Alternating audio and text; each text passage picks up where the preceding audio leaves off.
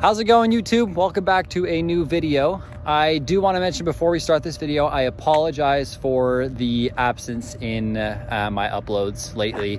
I feel like every other video kind of starts out with, hey, I'm sorry I've been gone for so long, and then just giving some crappy excuse. But I do apologize. My life gets pretty busy, and some days when I can film, the weather doesn't agree with me. So yeah, I do apologize for that, but let's get right into this video. So today we are talking about 5 things that I love about my 2020 Volkswagen Golf GTI. So let's get right into it. So the first thing that we are going to talk about is actually at the back of the car, and that is the exhaust. Now, as you guys might notice, the stock exhaust is back on the vehicle. That is something that I will explain in a new video coming soon. The reason why I love this exhaust so much is how much the car actually wakes up once you put even a cat back on this vehicle. Now, a lot of people are going to tell you that catbacks don't give you very much horsepower, which is true. I mean, they probably don't give you any horsepower, but I can say that when I put the muffler and the resonator delete on this vehicle, it felt like the car almost woke up. You could really hear everything that motor was doing, and that's obvious for any exhaust. It makes your cold starts sound a lot better, but the warm starts is actually where the aftermarket exhaust starts to shine. The car will start up and it'll rev to like 1500 to 2000 RPMs, and then on the decel you'll hear a bunch of little pops, and it sounds really good. It sounds super sporty. That's just one. The second thing is that below 3,000 to 4,000 RPM, it is super low. It's not drony, but the exhaust, it's a really good note, but it's definitely just a lower tone, and it sounds really good just for cruising around. But once you get your foot in the pedal and once you pass 4,000 RPMs, the tone completely changes. It gets obviously louder. It gets extremely aggressive.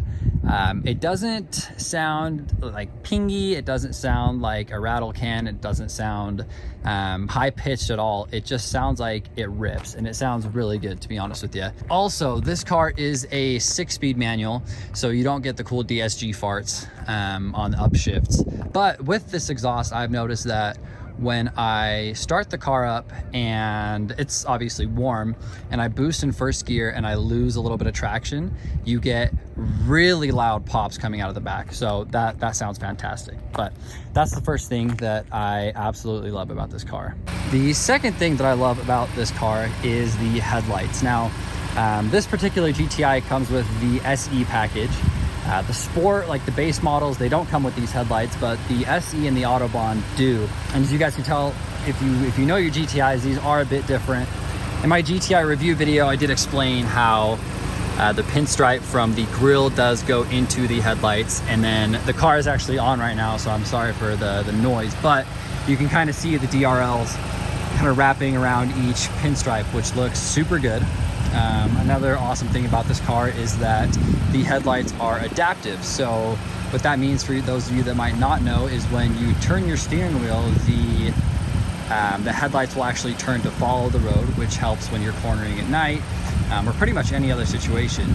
Another cool thing about these headlights is that when you are turning at a slow speed, say you're pulling into your driveway or into a parking lot, there is a light that will shoot out from the side of the headlight, and it will kind of guide you into where you need to go, which is super cool.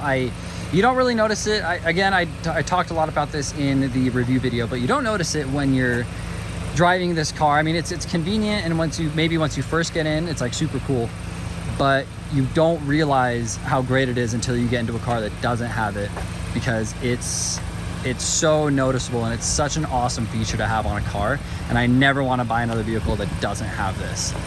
But that is going to be it for the headlights. Let's move on to the last thing on the outside that I wanted to talk about, and then we'll get in because it's super hot. That is the paint of this car. It is so beautiful. I love this paint color. It's probably the top 3 paint colors of any car that I've ever seen. It looks white on video. Volkswagen actually calls this color white silver. It's super cool. It's almost like this color, it changes colors. It's white on sunny days when there's no clouds or anything like that. It's kind of like grayish, almost baby blue on cloudy, rainy days. Under like LED street lights, it looks purple. It's so cool. It changes colors all the time. I love it. I think it looks really good. I almost forget about it until I park next to a white car or I park next to a silver car, and you're like, holy cow, like this is so far off in shades. We've got a bit of a smoky day outside, and as you guys can kind of tell, maybe you can see a little bit of almost like a matte gray to it that's mixed in with the white, almost kind of like an off-white, kind of beige. But it looks super good. So that is going to be the 3 things that I like from the outside. Let's finish the final 2 off on the inside, and then we'll also talk about a couple honorable mentions. So let's get right into that. Okay, so now that we are inside the car, I wanted to talk about the 4th thing that I love about this car, and that is these gauges. They are super user-friendly, super intuitive. They are extremely easy to read, very reactive. There's multiple different gauges that you can have. You can have, well, they all switch to the same settings, but this is G-forces, this is PSI, this is your oil temperature, you have kilowatt power, and you have coolant temp. All of which is super helpful. I have my oil PSI in the middle, and it's the biggest one, and the G's on the right.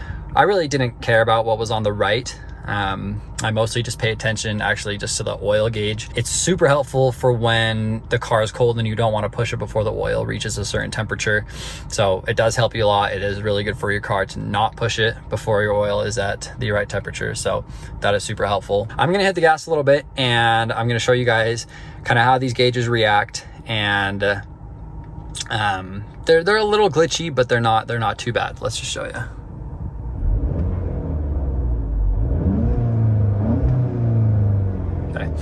And that PSI gauge, we are not at 3.8 or 4 PSI at idle. That reads vacuum or ambient pressure. So you have to subtract 14.7, I believe the number is, from that, and you will reach, you'll get your actual boost. So we are in vacuum right now, so we'd be about -10, which is perfect. But anyways, let's move on to the 5th thing that I really like about this car, and that is just going to be the chassis of the vehicle. I think that the suspension setup is perfect for daily driving. I think that it is not too hard, it's not too soft. It feels really good in the corners. A lot of that I'm sure is related to the tires, but this car corners very well, very flat. And then when you're driving it home from the track or a canyon, it is super comfortable, very livable, and it's just a comfortable suspension to live with on a daily basis. So we talked about 5 things that I love about this car, and truthfully there are a lot more, so I thought that I would include some honorable mentions. First of which is the interior comfort and quality. I'm moving at 30 miles an hour right now. I'm in 4th gear, and I'm talking to you in a normal tone of voice. I don't feel like I have to shout. At 70 miles an hour, it feels the exact same. Everything is very quiet. There's very little road noise. And then talking about the quality of the interior, everything feels very premium for how much money you spend. I mean, it's no $100,000 car, but it feels really good for the price point. And I like that a lot. Another thing that I'm going to mention, and it might not be like huge to everybody, but the AC in this car is actually really awesome.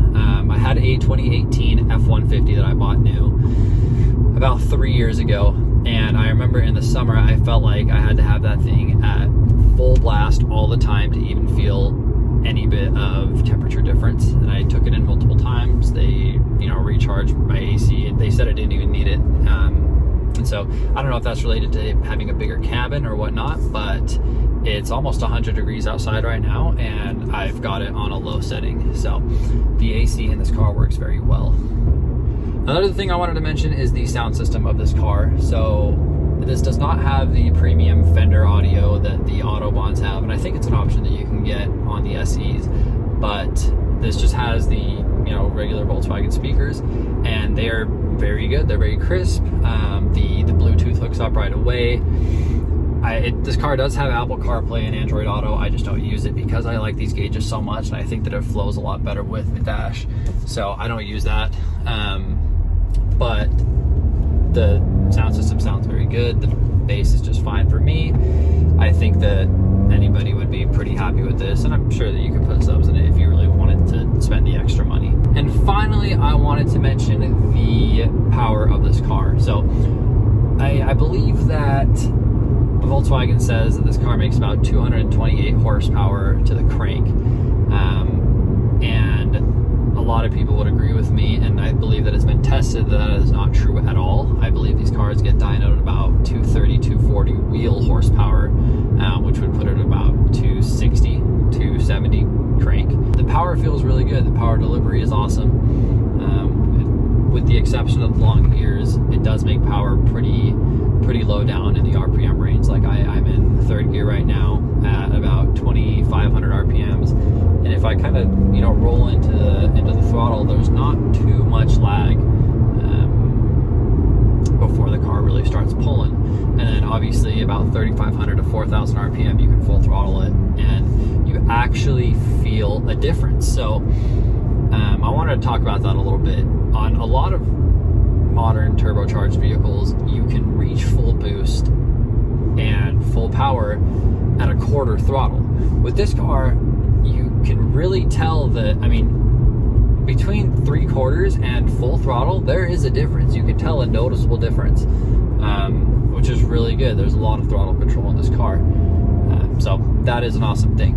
But anyways, guys, thank you so much for watching this video. I appreciate the view. Next, we are going to be talking about 5 things that I hate about this car. Not every car is perfect, obviously, so we do have to talk about the negatives. And then after that, we are making one more video on this GTI.